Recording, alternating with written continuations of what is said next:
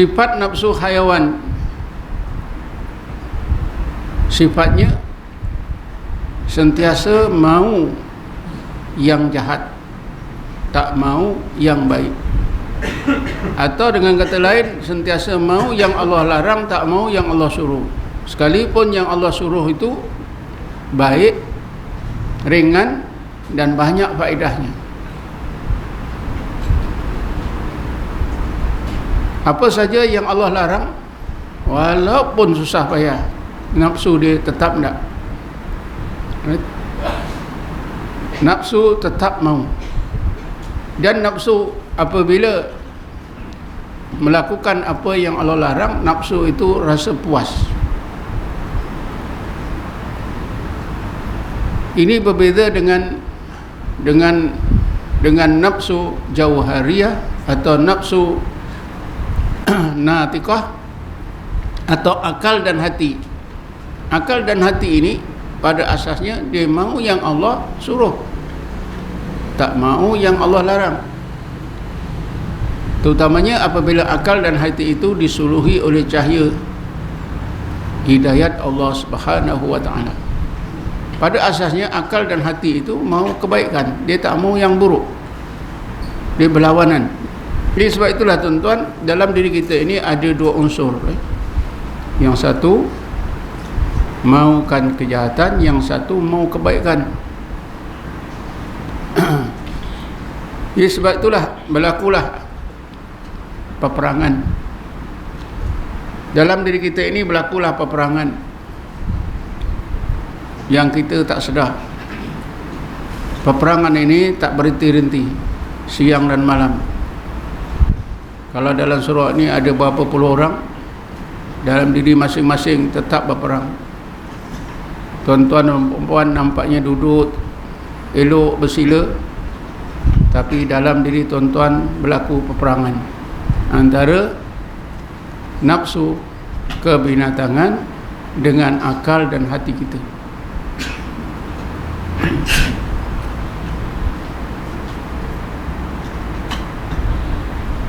Sebab itulah Ibn Attillah dia kata peperangan antara nafsu dengan hati ini, hati dan akal,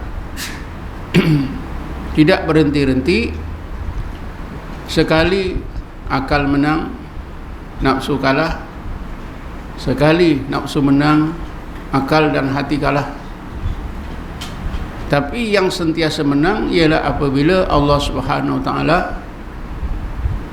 kurniakan kepada seseorang itu bantuan,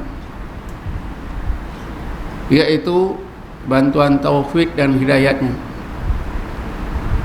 Ibn Attillah menyebutkan, fa idza aradallahu an yansura 'abdahu amaddahu bi junudil anwar wa qata'a anhu midadal zulmi wal aghyar.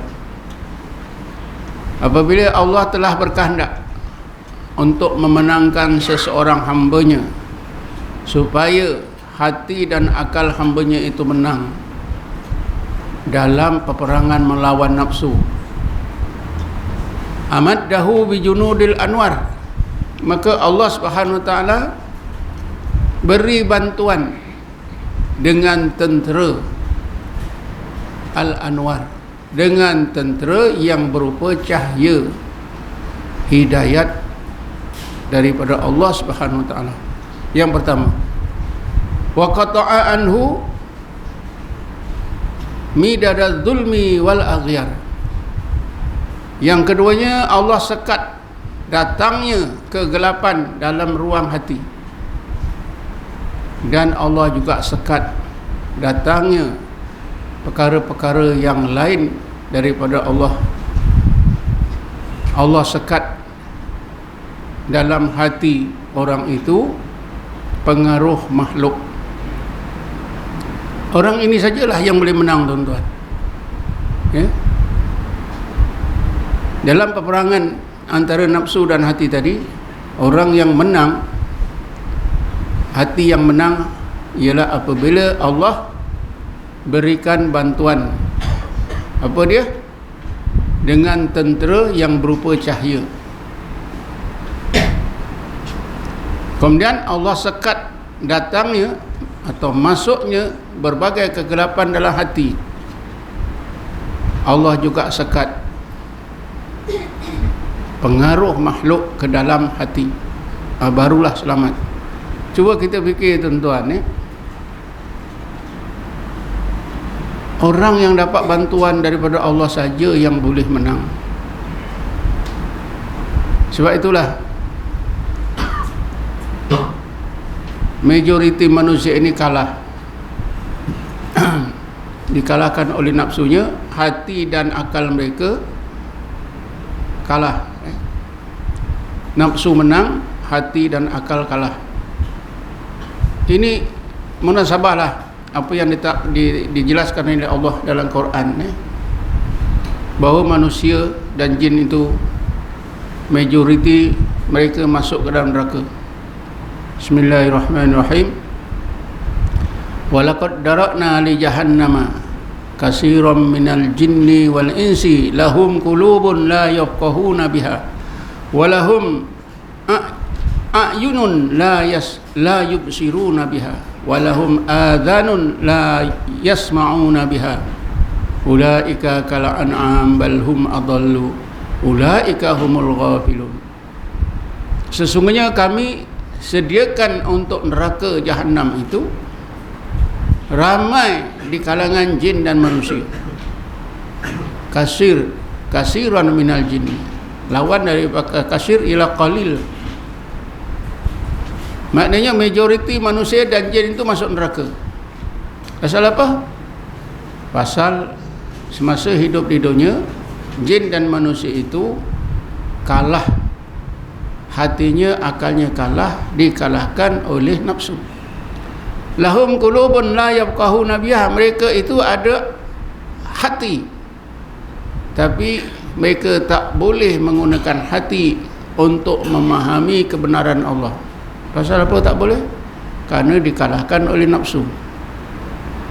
Bila nafsu mengalahkan hati, hati tak berfungsi, ikut saja kata dan pimpinan nafsu. Walahum a'yunun, dan mereka itu ada mata, la yubsiruna biha, tapi mereka tak mampu, tak boleh menggunakan mata mereka untuk melihat kebenaran Allah. Walahum adhanun la yasma'una biha, mereka ada telinga tapi mereka tak mampu untuk mendengar kebenaran Allah Subhanahu wa taala.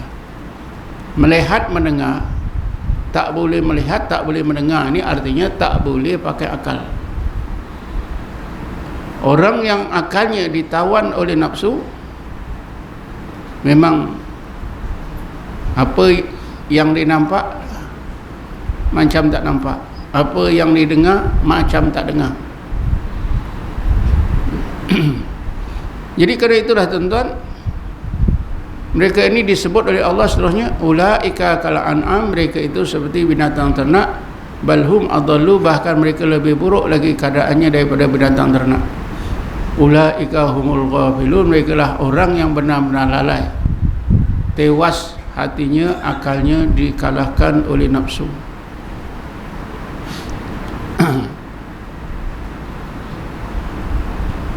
Mudah-mudahan kita